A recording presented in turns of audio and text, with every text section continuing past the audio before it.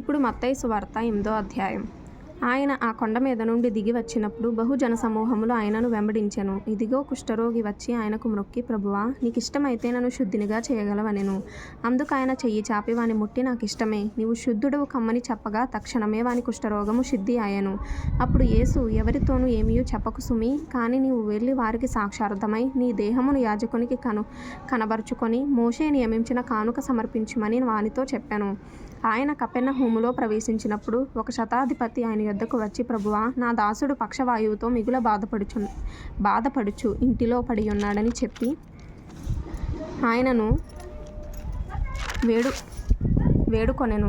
యేసు, నేను వచ్చి వాని స్వస్థపరచెదనని అతనితో చెప్పగా, ఆ శతాధిపతి, ప్రభువా, నీవు నా ఇంటిలోనికి వచ్చుటకు నేను పాత్రుడను కాను. నీవు మాట మాత్రము సెలవిమ్ము, అప్పుడు నా దాసుడు స్వస్థపరచబడును. నేను కూడా అధికారమునకు లోబడిన వాడను.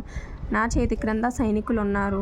నేను ఒకని పొమ్మంటే పోవును, ఒకని రమ్మంటే వచ్చును. నా దాసుని ఈ పని చేయుమంటే చేయును అని ఉత్తరమిచ్చెను. యేసు ఈ మాట విని ఆశ్చర్యపడి వెంట వచ్చుచున్న వారిని చూచి, ఇశ్రాయేలులో నెవనికైనను నేనింత విశ్వాసం ఉన్నట్టు చూడలేదని నిశ్చయముగా మీతో చెప్పుచున్నాను. అనేకులు తూర్పు నుండియు పడమటి నుండియు వచ్చి అబ్రాహాముతో కూడాను, ఇస్సాకుతో కూడాను, యాకోబుతో కూడాను పరలోక రాజ్యమందు కూర్చుందురు గాని రాజ్య సంబంధులు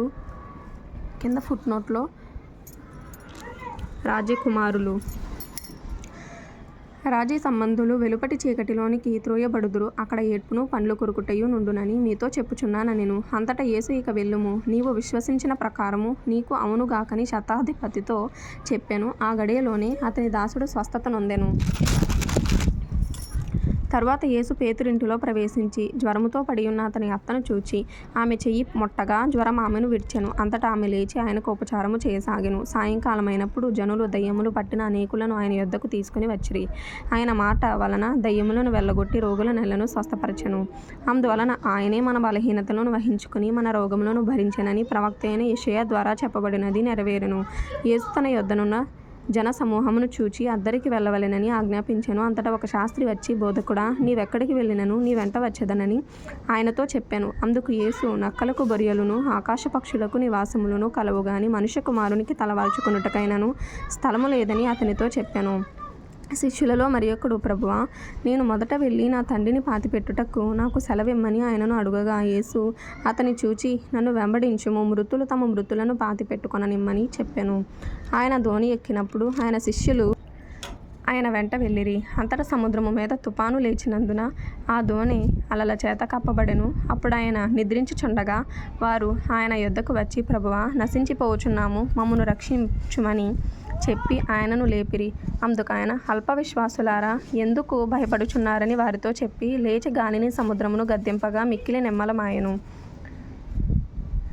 ఆ మనుషులు ఆశ్చర్యపడి, ఈయన ఎట్టివాడో, ఈయనకు గాలియు సముద్రమును లోబడుచున్నవని చెప్పుకొనిరి.